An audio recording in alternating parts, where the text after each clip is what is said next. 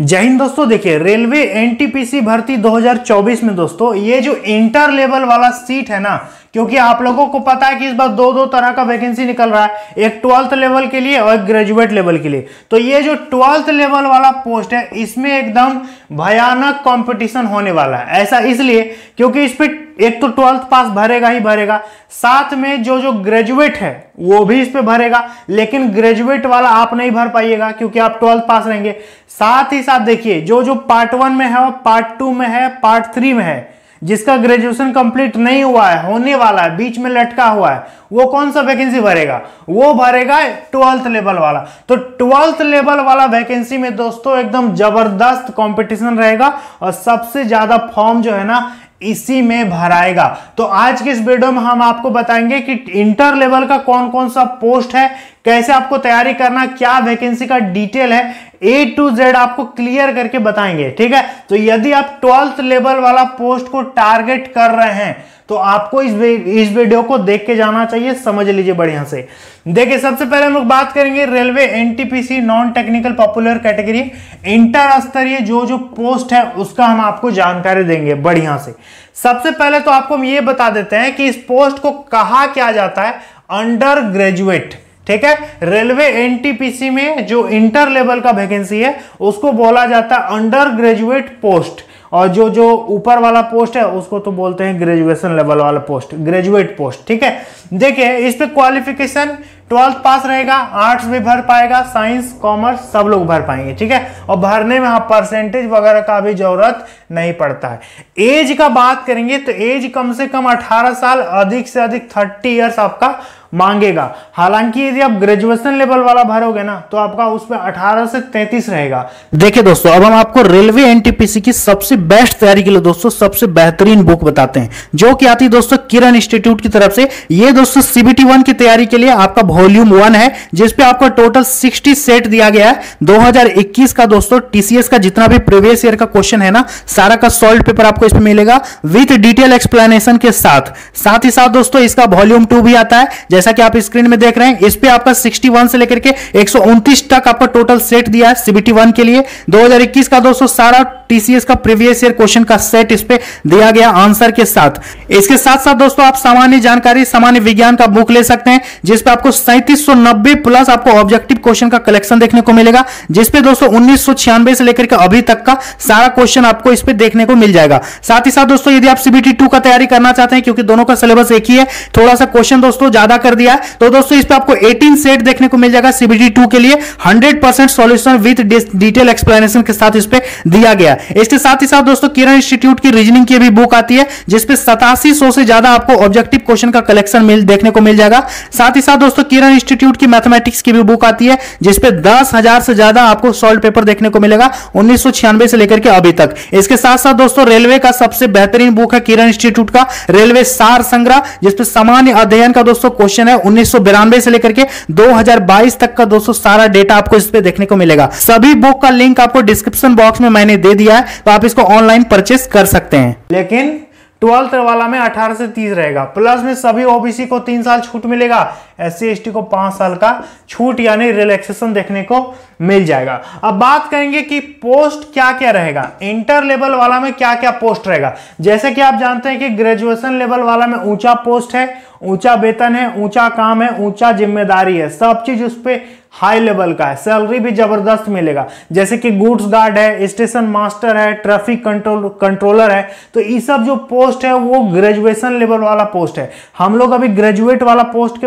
बारे में बात नहीं कर रहे हैं, हम लोग बात कर रहे हैं मेनली कि इंटर लेवल में क्या क्या पोस्ट है। तो 1 नंबर में पोस्ट है आपका अकाउंट क्लर्क कम टाइपिस्ट। ये जो कम लगा हुआ है ना, कम का मतलब होता है दोस्तों सह, कम मतलब सह। जैसे कि यदि हम कहीं लिख दें, उदाहरण के लिए जैसे यदि हम कहीं लिख देते हैं टीचर, ठीक है, टीचर कम मेंटर या फिर डॉक्टर, ठीक है, जो भी लिख सकते हैं आप, तो ये जो कम लग गया ना बीच में, इसका मतलब ये जो आदमी है ये भी है और ये भी है।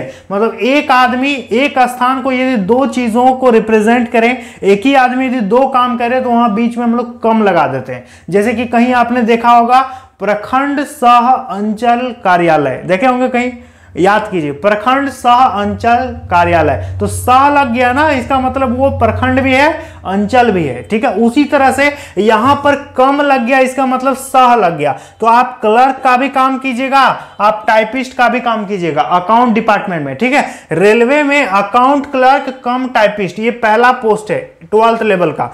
दूसरा पोस्ट है कॉमर्शियल कम टिकट क्लर्क, ठीक है। ये दोस्तों रिजर्वेशन वगैरह टिकट का करता है, तो कॉमर्शियल कम टिकट क्लर्क ये दूसरा पोस्ट हो गया। इसके बाद जूनियर क्लर्क कम टाइपिस्ट, ठीक है, जितना में कम लगा है तो ये दोनों है। इसके बाद एक सबसे बेहतरीन नौकरी है टीसी, जिसको बोलते हैं ट्रेन्स क्लर्क, टिकट वगैरह काटने का काम, टिकट चेक करने का काम इसका होता है, ठीक है, जिसको बोलते हैं टीसी, ट्रेन्स क्लर्क। तो मेनली इस बार आपका एनटीपीसी में यही 4 प्रकार का सीट रहेगा, जो 12th लेवल का रहेगा। क्लियर है, मेनली यही 4 प्रकार का पोस्ट रहेगा। फी का बात करेंगे तो 500 रुपए आपको फी देना पड़ेगा, जो जनरल हैं, ओबीसी हैं या फिर ईडब्ल्यूएस हैं। बाकी एससी एसटी और महिलाओं का 250 पेमेंट लगेगा। सिलेक्शन प्रोसेस समझ लेते हैं। इस पे आपको सीबीटी 1 देना होगा, फिर आपको सीबीटी 2 देना होगा, फिर आपको स्किल टेस्ट देना होगा। स्किल टेस्ट मतलब टाइपिंग टेस्ट, लेकिन जैसे कि टीसी है, इस पे आपका टाइपिंग टेस्ट नहीं होगा, ठीक है, तो आप इसको पहला प्रेफरेंस दे सकते हैं। इसके बाद आपका डॉक्यूमेंट वेरिफिकेशन होगा, फिर आपको ज्वाइनिंग कर देगा। तो मेनली यही 4 प्रोसेस है, पहला परीक्षा, दूसरा परीक्षा, एक कंप्यूटर का टेस्ट देना होगा, टाइप करवाएगा, इसके बाद ज्वाइनिंग हो जाएगा। तो काफी बढ़िया नौकरी है। अब देखिए, अब हम आपको बताते हैं कि सीबीटी 1 में क्या पूछेगा और सीबीटी 2 में क्या पूछेगा। ध्यान से समझिए, क्योंकि यही मेन फंडा है।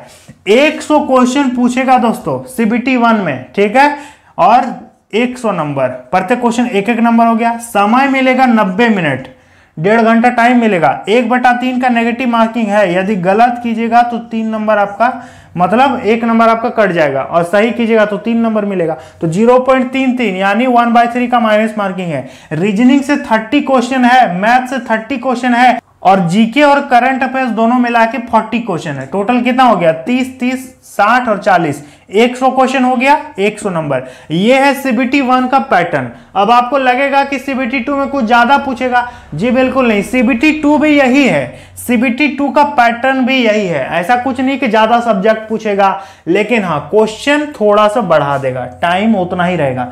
120 क्वेश्चन है सीबीटी 2 में, 120 नंबर। यहां देखिए 100 क्वेश्चन 100 नंबर था, यहां पर 120 क्वेश्चन 120 नंबर हो गया। समय आपको यहां भी 90 मिनट था, यहां भी आपको 90 मिनट ही देगा। इसका मतलब क्या हुआ, यहां पर आपका स्पीड चेक कर रहा है कि आपका स्पीड कितना है, आप जल्दी जल्दी बना पाते हैं कि नहीं। क्योंकि देखिए यहां पर 20 क्वेश्चन बढ़ा दिया, लेकिन समय उतना ही दिया, समझ रहे हैं ना। अब देखिए नेगेटिव इस पे भी रहेगा 1/3। रीजनिंग से पूछेगा 35 क्वेश्चन, जबकि यहाँ 30 क्वेश्चन था, यहाँ 35 कर दिया, 5 तो बढ़ा दिया। मैथमेटिक्स से 35 क्वेश्चन पूछेगा, यहाँ जबकि यहाँ पर 30 क्वेश्चन था, 5 तो बढ़ा दिया। जीके करंट अफेयर्स 50 क्वेश्चन है यहाँ पर, ठीक है, जबकि यहाँ पर कितना था दोस्तों, यहाँ पर 40 क्वेश्चन था, 10 क्वेश्चन वहां बढ़ा दिया। तो ये है दोस्तों आपका क्या, सीबीटी 2 का सिलेबस। मेन जो मेरिट बनेगा ना, इससे बनेगा, ये जस्ट क्वालिफाइंग रहेगा, ठीक है, इससे मेरिट नहीं बनेगा, मेन काम आपका यही आएगा। और आपको ऐसा नहीं है कि दोनों के लिए अलग अलग कुछ पढ़ना है, एक ही किताब लेना है, आप सीबीटी 2 ओरिएंटेड बुक ले सकते हैं, ठीक है, काफी बढ़िया रहेगा।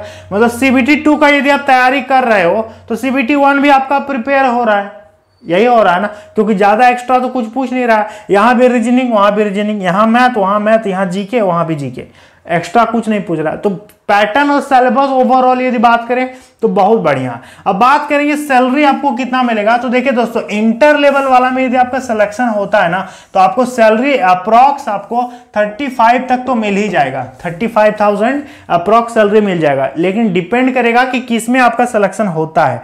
जैसे कि आप जो भी पोस्ट प्रेफरेंस डालिएगा, तो ये पोस्ट पर डिपेंड करता है। कुछ पोस्ट में कम वेतन है, कुछ पोस्ट में ज्यादा वेतन है। हालांकि ग्रेजुएशन लेवल वाला जो पोस्ट है उस पर बहुत सैलरी मिलता है। बात करेंगे कि जॉब प्रोफाइल आपका क्या रहेगा, काम आपको क्या क्या करना पड़ेगा, ध्यान से देखिए। तो देखिए पहला जो काम है दोस्तों वो है फाइनेंशियल वर्क, ठीक है। ये जो टीसी है ना, इसको छोड़ करके जितना भी पोस्ट है, टीसी को यदि छोड़ देंगे तो बाकी जितना भी पोस्ट है, इसका काम है रेलवे का फाइनेंशियल वर्क करना, ठीक है। आपको सिस्टम में, कंप्यूटर में, मतलब डेटा एंट्री का काम करना है। जो भी रेलवे का कितना मतलब टिकट बिक्री हुआ, कितना रेवेन्यू आया, कितना मतलब खर्च हो रहा है, कितना क्या हो रहा है, जितना भी मॉनेटरी ट्रांजैक्शन हो रहा है वो सब मैनेज करना। टिकट रिलेटेड जो काम है वो टीसी का होगा। टीसी का जो मेन काम है क्या है, वो टिकट रिलेटेड काम रहेगा। इसके बाद रेलवे एडमिनिस्ट्रेशन में इनका सहायता करना। बाकी जितना पोस्ट है ना, सब पोस्ट का यही काम है कि रेलवे जो प्रशासनिक विभाग है वहां पर ऑफिस में तरह तरह का डेटा एंट्री होता है, तो वो सारा काम आपको ही करना होगा। इसके बाद रेलवे का दोस्तों आपको पता होगा कि बजट भी पेश होता है। तो बजट दोस्तों ऐसा नहीं है कि एक दिन में बजट बन जाता है, तो बजट रिलेटेड काम भी आपको करना पड़ेगा, ठीक है। बजट से संबंधित आपको काम करवाएगा, सब पोस्ट में करवाएगा, ठीक है। और all type of data entry, जितना भी रेलवे में डेटा एंट्री का काम है वो आप ही कीजिएगा, ठीक है। जो इंटर लेवल का बहाली है आपको ही करना होगा। आप क्या है, एक तरह का क्लर्क हैं। इंटर लेवल में यदि आपका सिलेक्शन हुआ तो एक तरह का आप क्लर्क हैं, जिसको बोलते हैं LDC, लोअर डिवीजन क्लर्क हैं। तो काफी बढ़िया पोस्ट है दोस्तों, ठीक है। रेलवे में सबसे बेस्ट पोस्ट होता है NTPC का। क्या होता है? NTPC का। इससे बेहतर नौकरी कुछ नहीं होता है, तो आपको तैयारी करना चाहिए। अब बात करेंगे इसका अप्लाई कब से होगा। तो देखिए दोस्तों, इसका अप्लाई जो है ना, जहां तक मुझे लगता है कि अगस्त में ही चालू हो जाएगा, ठीक है। अगस्त में ही चालू हो जाएगा, क्योंकि कैलेंडर में दिया है कि सितंबर से पहले आपका वैकेंसी एकदम जारी हो जाएगा। जुलाई से सितंबर के बीच में लिखा है कैलेंडर में वैकेंसी आने का, तो वैकेंसी आपका टाइम पे आएगा। आप लोग परेशान मत होइए, जब भी वैकेंसी आएगा हम आपको इंफॉर्मेशन दे देंगे, ठीक है। तो उम्मीद करेंगे आपको सब चीज हम बढ़िया से समझा दिए हैं। चलिए मिलेंगे अगली वीडियो में। जय हिंद।